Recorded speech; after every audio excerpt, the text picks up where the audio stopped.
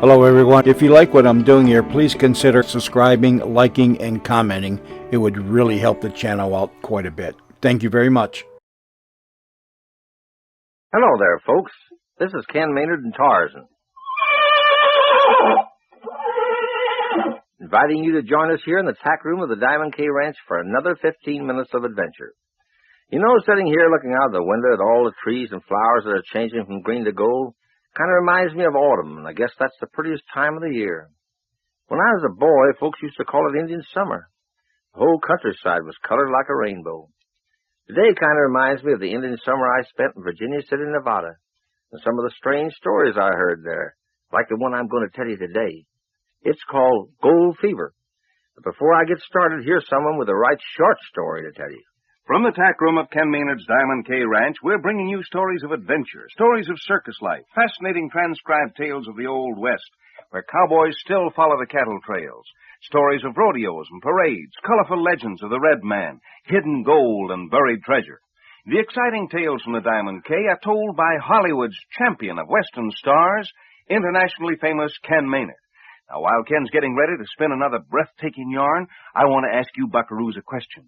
Have you ever just held your breath, closed your eyes, and crossed your fingers when you've dropped one of Mother's and Dad's favorite phonograph records? Oh, boy, that's a breathtaking moment, I'll tell you. But now, if you have your very own phonograph records to play, you won't want to borrow your folks, and you won't have to worry about breaking your records if you have a Diamond K record album of stories by Ken Maynard. Here's why. The Diamond K records are unbreakable. Yes, sir. They're made of expensive vinylite that won't break like regular records. And they play so smoothly it's just like hearing Ken in person right in your own living room. That's why it's so amazing that you can get a whole album of 4 sides with 2 tales of the Wild, Wild West for only $1. But Ken makes these records for kids, and they're priced for kids. Now, don't forget, buckaroos, Ken will say hello to you personally on the record and call you by name like, Hello, Jerry. Hello, Tom. or whatever your name is, so the album will be especially yours. Just write to Ken Maynard in care of this station, tell him your name and address so he can make the record especially for you and enclose a $1 bill. That's an awful little money for such a big value, so order your Diamond K record album today. Now here's Ken Maynard with a whopping big adventure story. Well, sir, folks, it's like I said. It was Indian summer the last time I visited Virginia City. Most of the excitement and glamour had vanished, along with the gold and silver that once had made it Nevada's most colorful mining town. The boardwalks and frame buildings were twisted and warped like cedar trees on a windy hill. I was sitting on the porch steps of the vacant Silver Spur, one of Virginia City's oldest saloons. You could look across the desert for miles, and patches of cactus and the desert brush looked like colored yarn on a Navajo rug. Well, sir, sitting there next to me with his back against the porch rail and his watery blue eyes half closed was an old-timer who'd seen the seasons change for a good many moons. In all my travels, I'd never seen anyone quite like this old desert rat. He'd been rambling on for hours, so I figured he was about to run down, but I was wrong. He just shifted positions and started talking again. Look down there, stranger. The main street didn't used to look like that. No siree. There's more excitement in 1 hour here than you could find in the 4th of July celebration. And let me tell you something else, mister. Gold. Gold everywhere you looked. Why, they even talked of paving the streets with gold. Well, the old-timer took a deep breath and kept right on talking. He said along about the time Virginia City was going full blast, someone started the story that there was a hidden cavern in one of the low hills that contained the king's fortune in gold nuggets. Then there were those who kind of smiled and said it was just a story. It's mighty strange what happens to a man when he gets the gold fever. He kind of loses sight of what's right or wrong. Well, sir, as time went by, the story of the hidden cavern was almost forgotten. No trace of it could be found. Then one summer, a few years later, 2 young fellows came out to Virginia City from the east, the Winter brothers, Ollie and Jack. Seems they'd heard snatches of the story about the cavern of gold nuggets. They figured to find a fortune like that was worth a try. They didn't know the first thing about looking for gold, but that didn't bother them any. No siree. They packed up a string of burros and left town early one morning. They headed north, out across that stretch of dry land to the other side of them rocky hills. See 'em way out there, stranger? He said. I nodded my head, but he didn't even notice. Kept right on talking. Why, he wound himself up tighter than a Big Ben. Well, sir, folks, according to the old-timer story, 6 months went by with no word or sign of the Winter boys. Then the town folks got to talking. This was exactly what they knew would happen. The boys had got lost or killed. City dudes had no business traipsing around the desert alone looking for gold, they thought. Too bad, but it happened before, and they guessed it'd happen again. Then they promptly forgot about it, and life in Virginia City went on just the same. For one evening just before darkness set in, a lone rider stopped at the general store and ordered grub. He looked like a man who'd traveled far. His clothes were dirty and worn, his weather-beaten face could stand a shave. He didn't say much, just ordered what he wanted, and then paid his bill with gold. The clerk looked at him in surprise and then asked, aren't you one of the Winter boys supposed to be lost out there in the desert someplace? Why, everybody around here thought that before he could finish his sentence, Ollie Winter had gathered up the grub and was halfway across town headed for the desert. Well, sir, excitement sure broke loose that night, the old-timer said. All you could hear was folks talking about the Winter boys, how they'd found the hidden cavern and a fortune in gold. And that night, a dozen or so prospectors tried to follow Ollie Winter's trail, but they lost it somewhere in the Rocky Hills north of the city. And for months the search continued. Every foot of the desert land for miles was covered, but never a sign of the hidden cavern or the Winter boys. Well, when the old-timer paused for a moment to sort of get his breath, he looked out toward the hill country, and his tired old eyes lit up like a man who'd found his first gold.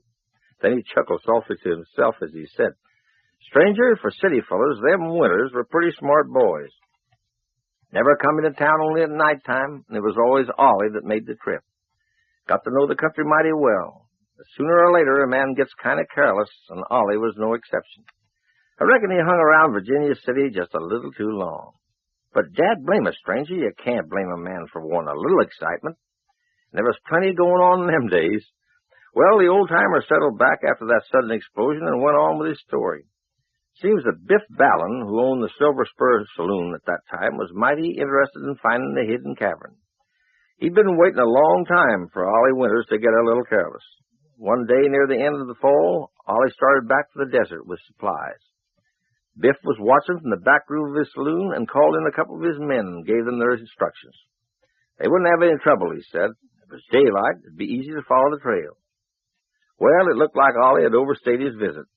Hour after hour, the two men followed the trail through the narrow mountain passes, across desert sands, over high rocky ledges, and finally Ollie led them into a small valley bordered by giant rocks and boulders, and here at the entrance he pulled his horse to a stop and, taking his handkerchief from his pocket, wiped the dirt and sweat from his face.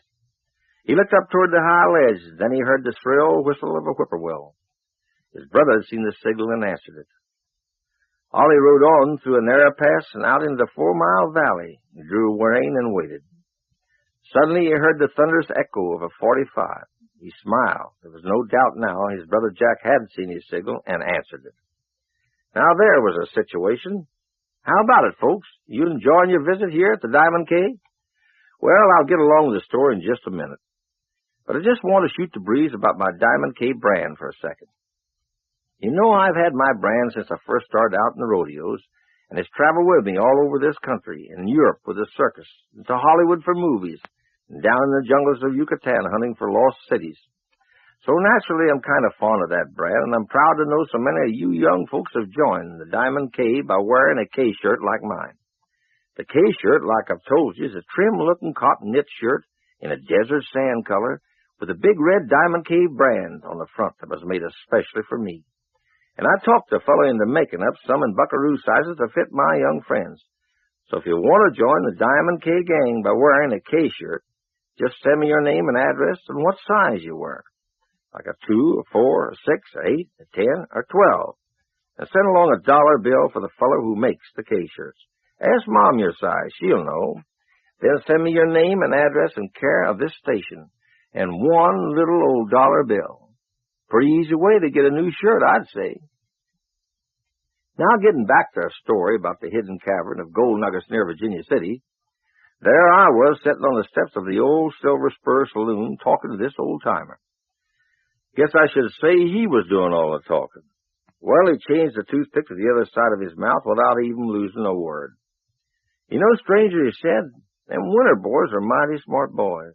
There was Jack Winters a-waiting up there on the ledge, ready to fire on anybody that was following his brother when he got the signal.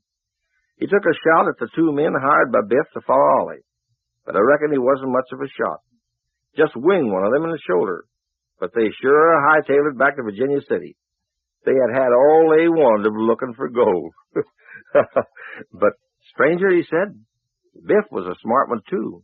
He got right down to figuring how he could outsmart the Winters, and he came up with a pretty good scheme.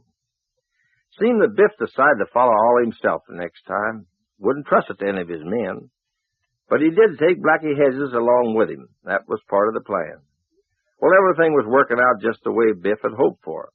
He followed along a couple of miles behind Blackie. Of course, Blackie had no idea what was going to happen. When they got to the small valley, Biff got his field glasses out and made himself comfortable on a big rock where he could watch what was going on. He saw Ollie disappear among the rocks that hid the valley from sight. And a few minutes later, Blackie followed. Then Biff heard the shot and laughed softly to himself. Everything was working out the way he'd planned. The old-timer stopped talking for a minute, shook his head in disgust. You know, stranger, he said, I never saw such a dead, blame poor shot in all my life.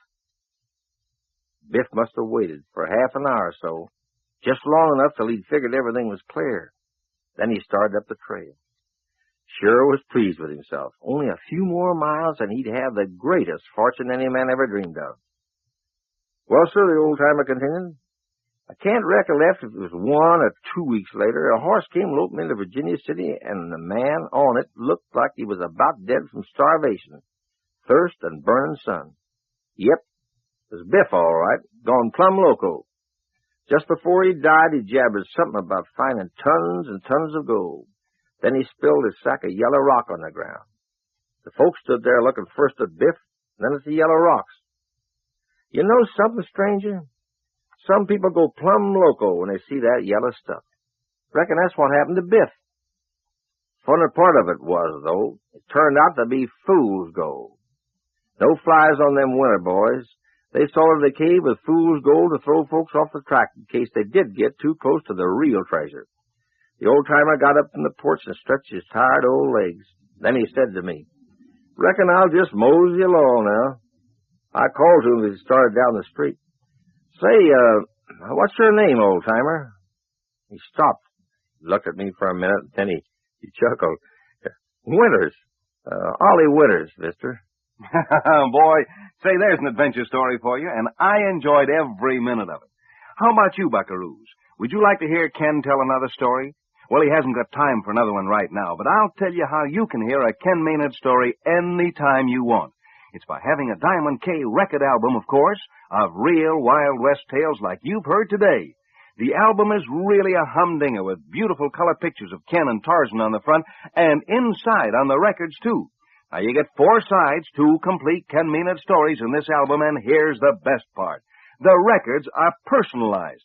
The first thing you'll hear when you get your Diamond K record album is Ken saying hello to you personally right on the record and calling you by name. He'll say, Hello, Ginger. Hello, Fred. This is Ken Maynard with a story for you. And, kids, all you have to do is tell Ken your name by writing to him at this station. Send your name and address and enclose just a $1 bill for the exciting Diamond K record album. It's standard 78 RPM speed for the regular kind of phonograph. So if you want to get in on some real Western fun with a story record album to play any time you want, send your name and address and enclose a $1 bill and mail it to Ken at this station.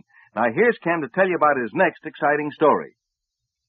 Next time we meet, I'll tell you the story I call Pirate Booty. So till then, this is Ken Maynard and Tarzan, closing the door of the Diamond K Ranch tack room. You've been listening to Tales from the Diamond K, told by Ken Maynard, internationally famous cowboy and Hollywood's champion of Western stars. Tales from the Diamond K was transcribed and produced in Hollywood.